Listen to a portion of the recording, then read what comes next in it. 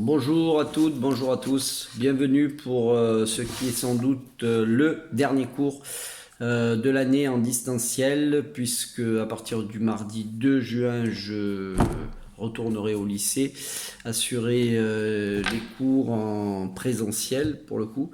C'est avec plaisir que je vous retrouverai pour ceux qui le désirent. Ça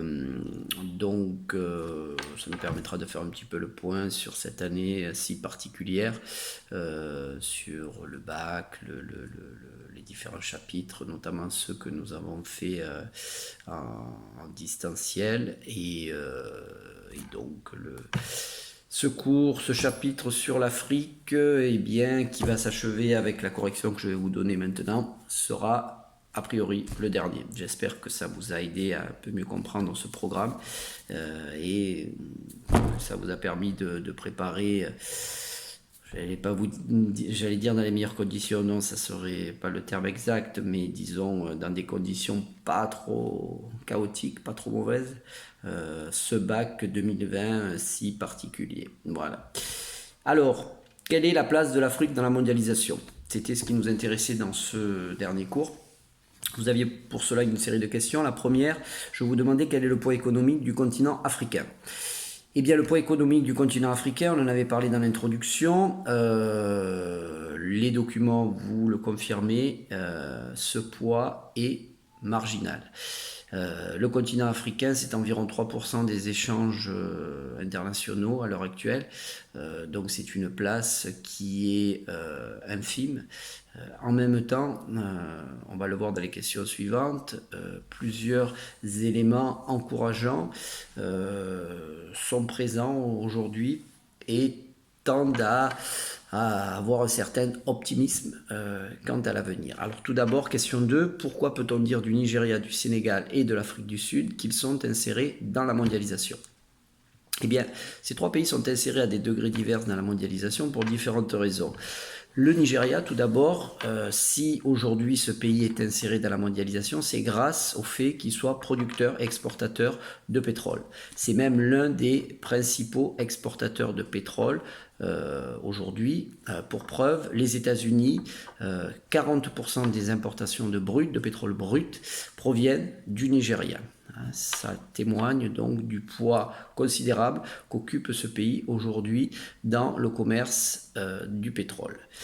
En ce qui concerne le Sénégal, s'il est lui aussi en partie inséré dans la mondialisation, c'est pour une toute autre raison, c'est par rapport à la présence d'un port international, en l'occurrence celui de Dakar, qui est une porte d'entrée sur la mondialisation en quelque sorte et qui permet au Sénégal et à l'Afrique occidentale dans son ensemble, de pouvoir exporter notamment ces matières premières, ces produits agricoles, ces ressources énergétiques vers les autres régions du monde. Mais ce port permet aussi d'importer des produits manufacturés, des services, des capitaux et toutes sortes de flux qui vont transiter sur ce port de Dakar. Donc, grâce à ce port, le Sénégal aujourd'hui, on peut dire, est inséré, de manière incomplète sans doute, mais le pays s'insère malgré tout dans la mondialisation. Enfin, troisième exemple, l'Afrique du Sud.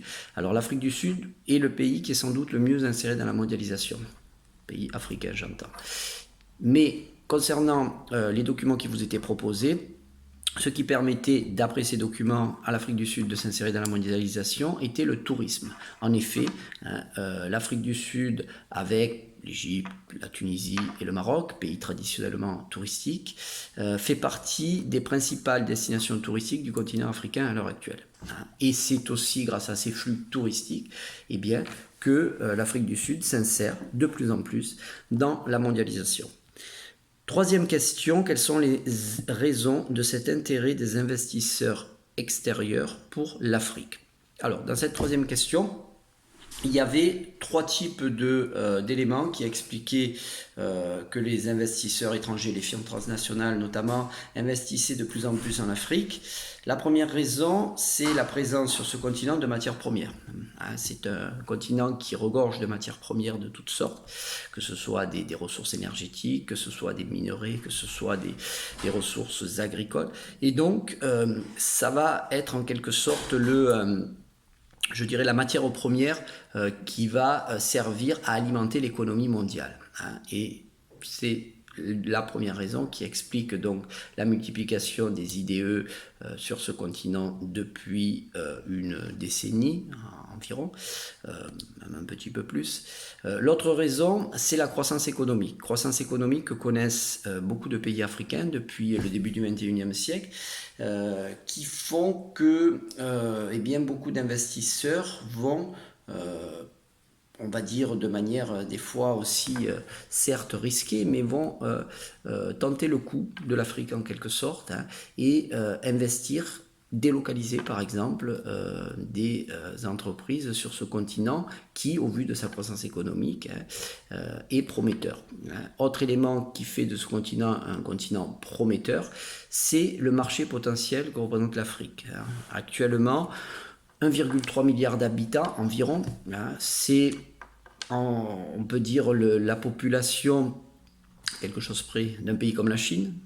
Alors certes, à l'heure actuelle, le pouvoir d'achat des Africains est très limité, et donc le marché potentiel l'est aussi, mais on l'a vu tout à l'heure, si la croissance économique se poursuivait, se confirmait dans un certain nombre de pays, eh bien ça provoquerait l'émergence d'une classe moyenne, voire supérieure, qui eh bien, représenterait un marché de consommateurs très prometteur, puisque je vous ai parlé tout à l'heure d'1,3 milliard d'habitants aujourd'hui.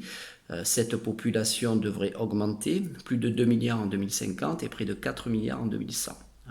Vous le savez, le continent africain, notamment les pays d'Afrique subsaharienne, on l'a vu dans la précédente leçon, sont les pays qui ont la croissance démographique la plus rapide, grâce à un taux de natalité record.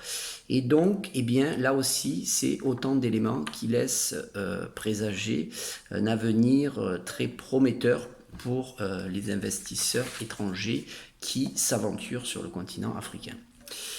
Quatrième et dernière question. Quels défis sociaux et environnementaux accompagnent le développement économique de l'Afrique subsaharienne ?